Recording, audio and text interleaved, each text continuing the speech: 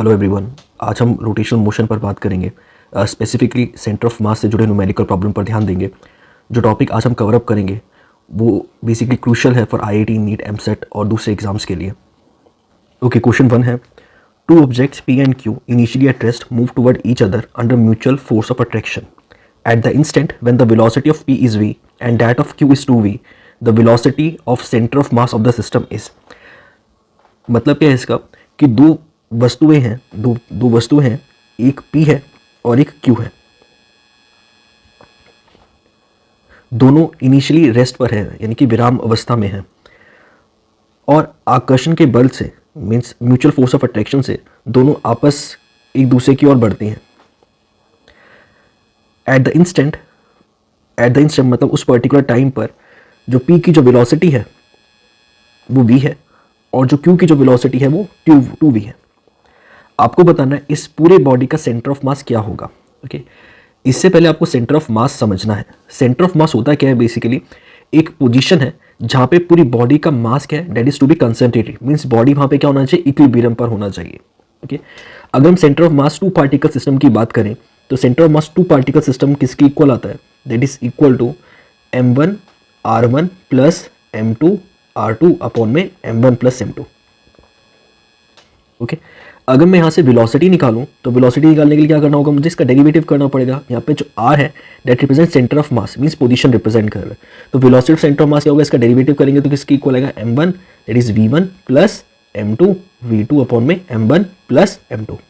Okay, सो अगर इसका again मैं डेरिवेटिव करूँ तो मुझे क्या मिलेगा, मुझे एक्सेलरेशन मिलेगा, that is m1 a1 plus m2 a2 upon में m1 प्लस m2। तो सेंटर ऑफ मास में बेसिकली ये फॉर्मूले यूज होते हैं फॉर अ डिस्क्रीट पार्टिकल। ठीक है, डिस्क्रीट पार्टिकल कंटिन्यूस के लिए ये इंटीग्रेशन में कन्वर्ट हो जाएंगे। सो यहाँ पर हमें क्या दे रखा है, मैंने आपको बताया दो बॉडी है, दोनों आपस में एक दूसरे की तरफ बढ़ रही है, जिसपे आपको P की वेलोसिटी आपको PV दे रखा है और जो Q ऑब्जेक्ट की वेलोसिटी है वो 2v दे रखा है। ठीक है, तो वेलोसिटी सेंटर ऑफ मास निकाले तो हम ये वाला फॉर्मूला यहाँ पे यूज करेंगे। ये मैंने फॉर्मूला यहाँ पे लिखा है। ठीक है, MP प्लस MQ अपॉन में MP प्लस MQ।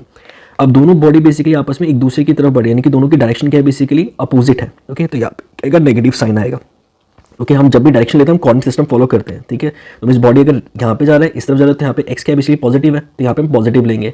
बॉडी इस तरफ जा रहा है तो बॉडी का डायरेक्शन क्या लेंगे, नेगेटिव लेंगे, तो यहाँ पे माइनस MQ VQ है। ओके, अब जब बॉडी मूव कर रहा है तो बॉडी की वेलोसिटी भी है, बॉडी एक्सेलरेट कर रहा है। तो जब भी बॉडी एक्सेलरेट करता है हम हमेशा Newton second law of motion लगाते हैं। Newton second law of motion basically real motion होता है, that is F net is equal to ma और this is equal to ma और dp by dt। Okay, mass into acceleration. Okay, so force on p particle कितना होगा, force on p particle होगा that is equal to mp into ap। और velocity क्या होता है, acceleration क्या होता है, बेसिकली वेलोसिटी अपॉन में टाइम। तो वेलोसिटी p पार्टिकल कितना देखा है, v दे रखा है। फोर्स ऑन q पार्टिकल कितना होगा, mq into aq that is equal to mq into v और 2v अपॉन में t, because velocity q particle कितना देखा है, 2v दे रखा है। Okay, velocity centre of mass निकालना है, बॉडी की इसमें इक्विलिब्रियम पर है। तो बॉडी इक्विलिब्रियम पे कब होगा, जब दोनों फोर्स क्या होगा, इक्वल होगा, अब अपोजिट डायरेक्शन में होगा, है ना। तो यहाँ पे जो होगा mp इज इक्वल टू किसकी इक्वल है, mq होगा। दोनों को इक्वेट करेंगे तो हमारा रिलेशन निकल आएगा mass of p particle is equal to twice of mass of q particle के। ओके, अब ये जो रिलेशन है हमें वेलोसिटी निकालना था, इसके अंदर सब्स्टिट्यूट कर देंगे। Okay, so mp vp is minus MQ VQ अपने MP प्लस MQ है। सो यहाँ पे आपको दे रखा है ट्वाइस ऑफ MQ, बिकॉज हमने मास ऑफ पार्टिकल P में और Q में रिलेशन निकाला है, तो किसके ट्वाइस ऑफ MQ की इक्वल है, माइनस MQ VQ कितना दे रखा था, 2v दे रखा था, तो यहाँ पे 2q। अब यहाँ पर 2v माइनस करेंगे तो आंसर कितना आएगा, पे 0। तो velocity of centre of mass कितना आएगा, यहाँ पे 0 आएगा। Disc of radius r is removed from one end of a bigger circular disk of radius 2r such that circumference of disk coincide. The center of mass of new disk is at a distance alpha r from the center of bigger disk.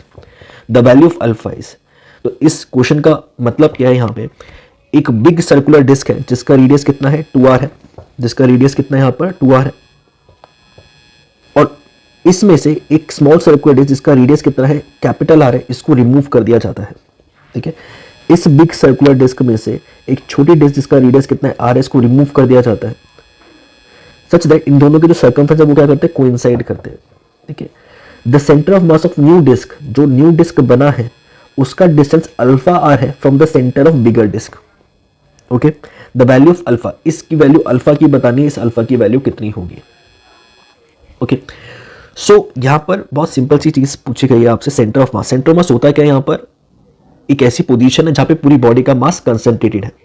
तो सबसे पहले आपको ये चीज़ basic समझनी है यहाँ पे, disc क्या होता है, डिस्क क्या है, रिंग से मिलकर बनता है ना। सो यहाँ पे जब भी हम ऐसे क्वेश्चन आते हैं तो हम 3 टाइप डेंसिटीज की पढ़ते हैं। एक होता है वहाँ पे लैम्डा, लैम्डा का मतलब क्या होता है, linear mass density, that is mass upon में लेंथ। सेकेंड होता है सिग्मा, सिग्मा होता है मास अपॉन में area, that is surface mass density. And third होता है rho, that is volume mass density, that is mass upon में volume. तीनों density different dimension of object के लिए रिप्रेजेंट की जाती है, जैसे लैम्डा 1 डायमेंशन के लिए, सिग्मा 2 डायमेंशन के लिए, रो 3 डायमेंशन के लिए, ठीक है। तो यहाँ पे दोनों डिस्क सेम मटेरियल से बनी, क्योंकि एक ही डिस्क में से एक डिस्क रिमूव की जा रही है, दोनों सेम मटेरियल से बनकर बनी है, तो वहां पे हम क्या लेंगे, सिग्मा कंसीडर करेंगे, नंबर 1 स्टेप, ठीक है। दूसरा, डिस्क जैसे मैंने आपको बताया 2 डायमेंशन चीज है, तो 2 डायमेंशन का सेंटर ऑफ मास निकालें तो एक्स सेंटर ऑफ मास भी आएगा और वाई सेंटर ऑफ मास भी आएगा। क्लियर है इतना, ठीक है। तीसरी चीज यहाँ पे ये चीज समझने वाली है, जब भी एक बड़ी डिस्क में से एक छोटी डिस्क रिमूव करेंगे तो जो सेंटर ऑफ मास है वो कहां पर ज्यादा, कहां पर शिफ्ट होगा, ये आपको समझना है, ठीक है। सेंटर ऑफ मास होता है कि बेसिकली एक ऐसी पोजीशन है जहां पे पूरी बॉडी का मास कंसंट्रेटेड होता है, ठीक है। अगर दोनों डिस्क को मैंने कंबाइन करके रखा है, तो यहाँ पे इसका सेंटर ऑफ मास कहां पे लाई करेगा, इसके सेंटर पे लाई करेगा, ज्योमेट्रिक सेंटर पे लाई करेगा, ठीक है। अगर यहाँ से मैंने डिस्क रिमूव कर दी, ठीक है, तो इस पूरी डिस्क का सेंटर ऑफ मास कहां पे शिफ्ट करेगा, जहां पर बॉडी का मास ज्यादा है। तो अगर इसके सर्कमफ्रेंस टच कर रहे हैं आपस में, ये चीज ही मैं रिमूव कर रहा हूं, यहां से ये चीज मैं रिमूव कर रहा हूं, तो उसका पूरी बॉडी का मास तो यहाँ पे कंसंट्रेटेड है ना। तो यहाँ पे आपको क्या दे रखा है, जो इसका सेंटर ऑफ मास है, जो न्यू डिस्क का जो सेंटर ऑफ मास है वो कहां पे लाई कर रहा है, अल्फा आर पे लाई कर रहा है from the centre of bigger disc. तो डिस्क का सेंटर, बिगर डिस्क का सेंटर ये है, अगर मैंने डिस्क रिमूव कर दी तो इसका सेंटर ऑफ मास कहां पे शिफ्ट करेगा, यहाँ कहीं पे शिफ्ट करेगा, और इसका डिस्टेंस आपको दे रखा है यहाँ से अल्फा आर, जो यहाँ पे मेंशन है अल्फा आर। तो यहाँ से आपको अल्फा की वैल्यू निकालनी है, मींस डिस्टेंस कितना हो सकता है, r/2 हो सकता है, r/3 हो सकता है, r/4, r/6 हो सकता है, ये आपसे पूछा गया है, ठीक है। तो ये तीन चीजें आपको पहले क्लियर होनी चाहिए। पहली चीज क्या थी, लैम्डा, सिग्मा, रो, कौन सी डेंसिटी डिफाइन करनी है इस चीज के लिए। दूसरा, इसके 2 सेंटर ऑफ मास आएंगे, x y centre of mass 2 coordinate है। और तीसरा, इसका सेंटर ऑफ मास कहाँ पे शिफ्ट होगा। ये 3 चीजें पहले आपको क्लियर होनी चाहिए, ठीक है। अब यहां पर देखो, हम अज्यूम करते हैं कि इस पूरी डिस्क का मास कितना है, m है, ठीक है। अगर मैं इसके लिए सिग्मा डिफाइन करूं, तो सिग्मा कितना होगा, मास अपॉन में एरिया, एरिया क्या होता है, पाई आर स्क्वायर, और इसका रेडियस कितना दे रखा है आपको, 2r, तो कितना आ जाएगा यहाँ पे, मास अपॉन में 4 पाई आर स्क्वायर हो जाएगा। Clear, okay, very good, okay. Now अब देखो यहाँ पे जो डिस्क रिमूव की गई, ये ऑरेंज डिस्क रिमूव की गई ना, लेट से इसका मास कितना है, m1 है। अगर मैं इसके लिए सिग्मा डिफाइन करूं तो सिग्मा कितना होगा, मास अपॉन में एरिया कितना है, पाई, इसका रेडियस कितना है, आर का स्क्वायर। अब दोनों डिस्क बेसिकली, जो भी डिस्क यहाँ पे 3 डिस्क बनी है, एक कंबाइन करके, एक रिमूव करके, और एक कैविटी बेसिकली जो रिमूव कर दिया गया है ना, तो तीनों के लिए सिग्मा क्या होगा, यहाँ पे सेम होगा, है ना।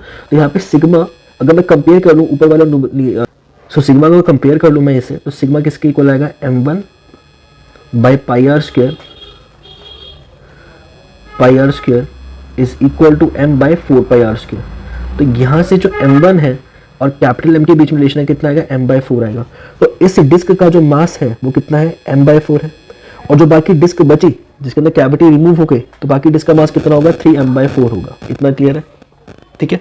तो जो m2 जो मास है, जो रिमेनिंग डिस्क बची उसका मास कितना है, 3m बाई 4 है। तो यहाँ पे ये मैंने लिखा है m बाई 4 और 3m बाई 4। इतना क्लियर है, ओके।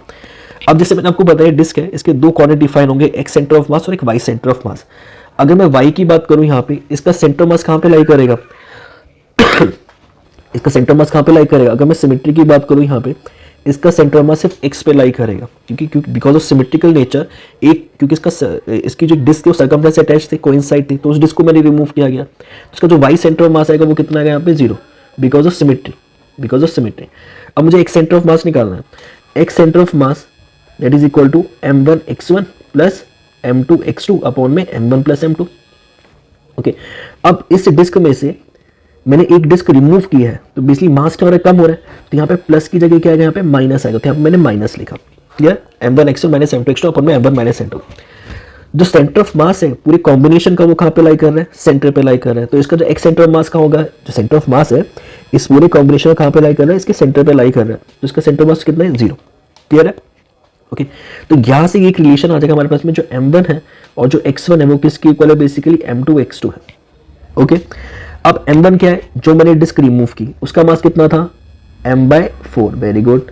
इसका x1 डिस्टेंस कितना था, r, है ना, ये r डिस्टेंस था ना, r इसका रेडियस था, तो यहाँ पे r, ओके। m2 जो मैंने डिस्क रिमूव करने के बाद बची, है ना, जो रिमेनिंग डिस्क बची उसका मास कितना था, 3m/4।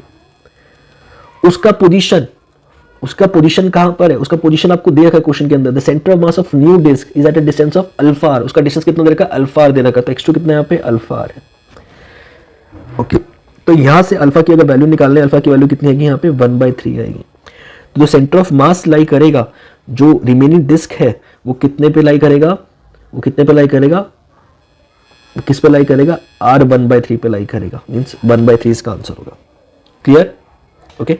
अल्फा कितना आएगा, 1/3, मीन्स जो डिस्टेंस पे लाई करेगा, अगर ये डिस्क में से एक डिस्क अगर मैं रिमूव कर दूं यहाँ पर, तो सेंटर ऑफ मास जहाँ पे लाई करेगा वो किस डिस्टेंस पे लाई करेगा, r/3 पे लाई करेगा, ओके। क्वेश्चन नंबर 3 है, two bodies of mass 1 kg and 3 kg have position vector I + 2j + k and -3 and -2j + k. The magnitude of position vector of center of mass of the system will be similar to magnitude of the vector. So आपको दो bodies they रखे हैं, एक का मास 1 kg है, एक का मास 2 kg है, एंड उन दोनों के पोजीशन वेक्टर दे रखे हैं एक्स वाई जेड डायरेक्शन के अंदर, I + 2j + k कैप -3 है -2j + k कैप। ये प्रॉब्लम टू पार्टिकल सिस्टम की प्रॉब्लम है। तो आपको सेंटर ऑफ मास निकालना है टू पार्टिकल सिस्टम, आपको पोजीशन वेक्टर गिवन दे रखा है, तो centre of mass two particle system के लिए कैसे होगा, in terms of position vector हम लोग इस तरीके से लिखते हैं, r centre of mass means m1 r1 plus m2 r2 upon में m1 प्लस m2, ओके। सो मास गिवन है, आपको मास गिवन है 1 kg गिवन है, पोजीशन वेक्टर r1 गिवन है, मास m2 गिवन है 3 kg, एंड इसका पोजीशन वेक्टर गिवन है m1 plus m2 कितना होगा, 1 + 3 that is 4, okay. So position vector in terms of position coordinate आ गया, ठीक है।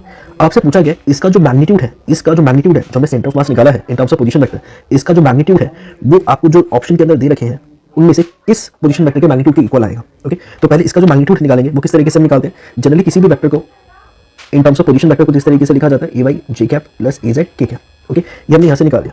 अगर मैं कहूँ magnitude of position vector A निकालना है, मैग्नीट्यूड ऑफ ए कैसे लिखेंगे, under of that is ax का स्क्वायर प्लस ay का स्क्वायर प्लस az का स्क्वायर, ओके। सो अब इसका मैग्नीट्यूड निकालना है तो कितना होगा, 2 का स्क्वायर 4 प्लस 1 कितना आएगा, 6 आएगा, √6 आ गया, ठीक है। अब मुझे चेक करना है इन सब में से कौन सा ऐसा पोजीशन वेक्टर है जो इससे मैच कर रहा है, ठीक है। तो इन सबका मैग्नीट्यूड निकालिए, जैसे I - 2j + k, इसका मैग्नीट्यूड कितना आता है, √6 आता है, सेम इसी तरीके से -3 - 2j + k का मैग्नीट्यूड √14 है, इसका √2 है एंड इसका 3 आता है, ठीक है। तो अब देखना कौन सा सेम है, √6 में है, तो इसका आंसर क्या होगा, ए। क्वेश्चन है, a circular portion of radius r2 has been removed from one edge of a circular disk of radius r1. The correct expression for the center of mass for the remaining portion of the disk is, एक circular disc है, इसमें से एक circular portion को cut कर दिया गया, यानी कि रिमूव कर दिया गया, तो आपसे पूछा गया जो बाकी पोर्शन बचा उसका सेंटर ऑफ मास कितना होगा, ओके। तो यहाँ पे जो सर्कुलर डिस्क है उसका रेडियस कितना दे रखा है आपको r1, ठीक है। जो प्लेट रिमूव की गई उसका रेडियस कितना दे रखा है r2, ओके। नाउ जो बाकी डिस्टेंस बचा वो कितना बचा, r1 - r2, ओके। तो मुझे इसका सेंटर ऑफ मास निकालना है, तो सेंटर ऑफ मास कैसे लिखते हैं, x centre of mass is equal to m1 x1 plus m2 x2 plus divide by m1 plus m2, okay. So यहाँ से कोई चीज़ माइनस हो रही है, यानी कि सब्ट्रैक्ट कर रहे हैं, तो यहाँ पे क्या आएगा, माइनस आएगा, ठीक है। तो इसकी जगह क्या लिखेंगे, यहाँ पे क्या आएगा, माइनस आएगा, ओके। तो यहाँ पे मैंने माइनस लिखा, ठीक है। अब एक सर्कुलर डिस्क रिमूव हो रही है और उसी डिस्क से रिमूव हो रही है, तो ये किससे बना, यूनिफॉर्म डेंसिटी से मिलकर बना है। डिस्क के लिए हम लोग 2 dimension surface mass density define करते हैं, sigma is equal to mass upon में area that is pi r square, okay. So इस एक्सप्रेशन को हम इस तरीके से लिख सकते हैं in terms of area, x centre of mass that is equal to sigma into area of x1 minus sigma a2 x2 upon में sigma a1 minus sigma a2, कुछ इस तरीके से लिख सकते हैं यहाँ पे। तो सिग्मा सब कैंसिल हो जाएगा बिकॉज डिस्क जो है वो यूनिफॉर्म डेंसिटी से मिलकर बना है, तो x सेंटर ऑफ मास किसकी इक्वल आएगा, a1 x1 minus a2 x2 upon में a1 minus a2, okay. Clear है ये। Now area of circular disc means area of original disc कितना दे रखा है, पाई r1 का स्क्वायर, तो पाई r1 का स्क्वायर लिखा। इसका x1 डिस्टेंस कितना है, 0 है, ये कितना है 0, तो यहाँ लिखा 0, x1 कोऑर्डिनेट कितना है 0 है, ओके। एरिया ऑफ a2 जो सर्कुलर डिस्क रिमूव हुई उसका एरिया कितना होगा, पाई ऑफ r2 का स्क्वायर, जिस डिस्टेंस पे निकालना है वो डिस्टेंस कितना है हमें r1 माइनस r2, तो यहाँ पे कितना बचा r1 minus r2, okay, upon में e1 minus a2 means pi r1 square minus pi r2 square, okay. इसको सॉल्व करेंगे तो हमारा आंसर कितना आएगा, that is option A is the correct answer.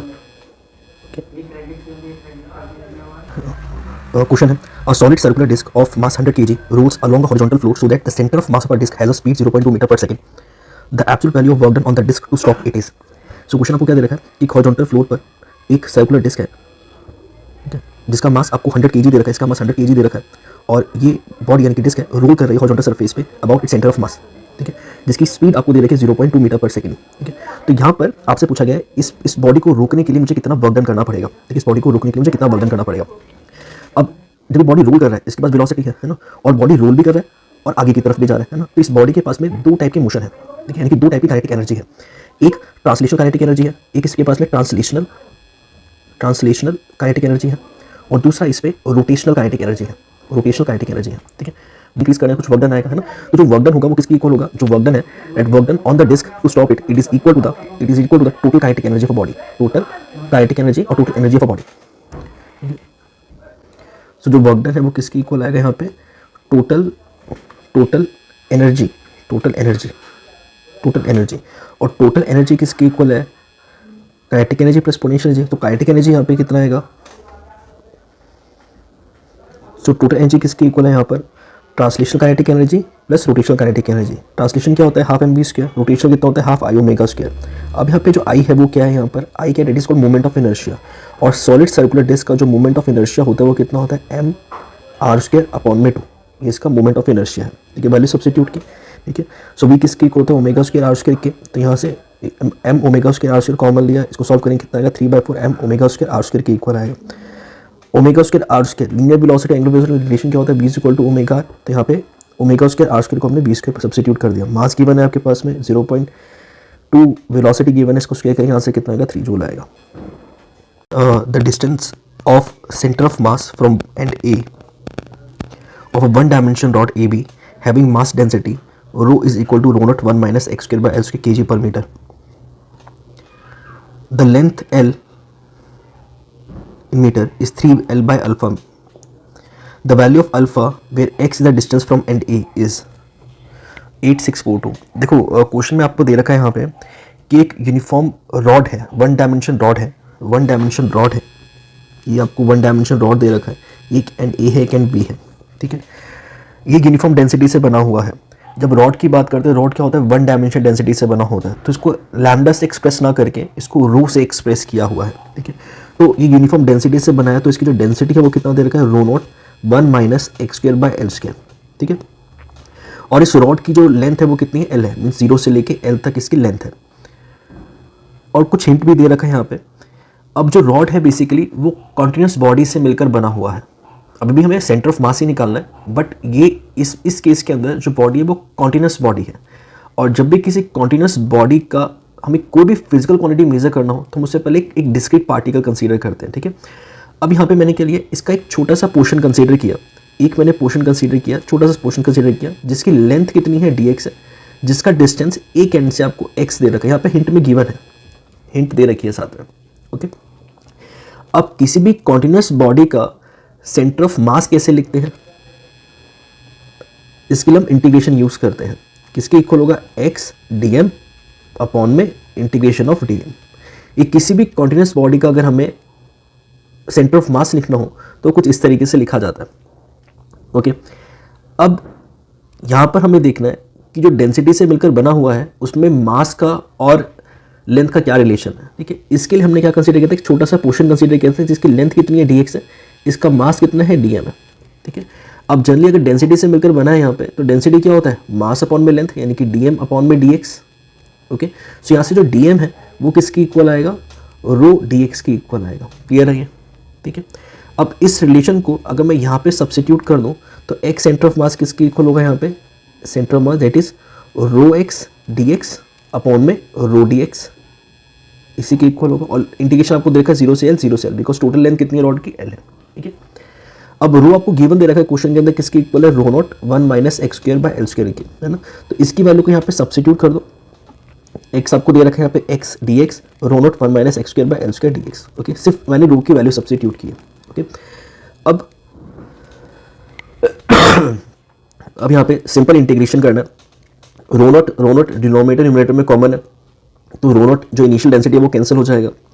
इसको इंटीग्रेशन करेंगे तो किसके इक्वल आएगा, x square by 2 minus x square by 4 L का स्क्वायर 0 से एल, और इसका इंटीग्रेशन करेंगे तो क्या आएगा, x minus x cube by 3 L का स्क्वायर 0 से L. Okay, after applying limit जो रिजल्ट आएगा वो कितना आएगा, 3l/8 आएगा। ओके, नाउ अब आपको दे रखा है यहाँ पे क्वेश्चन में गिवन है the distance of centre of mass given है कितना है, 3l/अल्फा है, 3l/अल्फा है, और आपको अल्फा की वैल्यू निकालनी है। अभी जो हमने निकाला इस बॉडी का सेंटर ऑफ मास निकाला कितना आया, 3l/8 आया।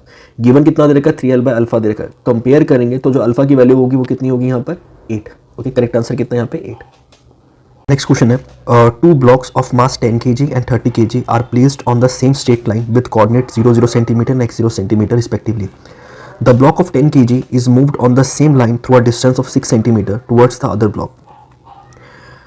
The distance through which the block is of 30 kg must be moved to keep the position of center of mass of the system remain unchanged. Question में गिवन है आपको कि 2 block है, एक का मास 10 kg है, एक का मास 30 kg है, एक सेम हॉरिजॉन्टल लाइन पे प्रेजेंट है, और कोऑर्डिनेट गिवन है आपको 0 0 x 0 सेंटीमीटर। नेक्स्ट लिंक है जब द ब्लॉक ऑफ 10 kg, जो 10 kg का ब्लॉक है that is moved on the same line through a distance 6 centimetre. जो 10 kg का ब्लॉक है ये 6 सेंटीमीटर से आगे मूव करता है। ओके, आपसे अब पूछा गया है अगर हम सेंटर ऑफ मास की पोजीशन को चेंज नहीं करते, ठीक है, centre of mass of the system remain unchanged, आपको बताना है यहाँ पे कि जो 30 kg का ब्लॉक है ये किस तरफ और कितना मूव करेगा। ठीक है, क्वेश्चन समझ में आया कि यहाँ पर एक हॉरिजॉन्टल लाइन पे 2 ब्लॉक है, एक का मास 10 kg है, एक का मास 30 kg है। अगर मैं इसको 6 सेंटीमीटर से राइट की तरफ मूव करता हूँ तो मुझे 30 kg ब्लॉक को मैं किस तरफ मूव करूँ कि इस पूरे सिस्टम का जो सेंटर ऑफ मास है वो चेंज नहीं हो। ओके, अब ये जो ब्लॉक 30 kg लेफ्ट होगा या राइट होगा ये भी हमें देखना है ना। तो ये हॉरिजॉन्टल लाइन का है, मींस एक ही डायमेंशन का है, क्योंकि एक्स आपको दे रखा है, तो एक सेंटर मास और 2 ही पार्टिकल, कोई कंटिन्यूस बॉडी नहीं है, ये एक सिस्टम है जिसमें 2 बॉडी के मास आपको गिवन दे रखे हैं। तो एक्स सेंटर मास कितना होगा, m1x1 plus m2 m1 plus m2। Okay, अब यहाँ पे आपको m1 का मास दे रखा है 10 kg, कितना मूव किया, 6 मूव किया है, प्लस m2 का मास 30 गिवन है, और x2 कितना है यहाँ पे, x है। ओके, ये तो गिवन नहीं दे रखा, ये तो हमें निकालना है, और m1 प्लस m2 10 प्लस 30 हो जाएगा। गिवन क्या देखें कि जो सेंटर ऑफ मास है बॉडी का रिमेन अनचेंज, मीन जो ओवरऑल सेंटर ऑफ मास है रिमेन अनचेंज, तो कितना आएगा यहाँ पे 0 0। ओके, सो इसको सॉल्व करेंगे 10 into 6 plus 30 into x is equal to 0, तो एक्स कितना आता है, -2 सेंटीमीटर आता है। तो ये जो ब्लॉक है ये ब्लॉक है -2 सेंटीमीटर, 2 सेंटीमीटर से मूव करेगा, बट माइनस क्या शो करेगा, किस तरफ मूव करेगा, लेफ्ट की तरफ मूव करेगा। तो इसका आंसर क्या होगा, जो 30 kg ब्लॉक है that move 2 centimetre towards the 10 kg block. तो इसका आंसर सी है।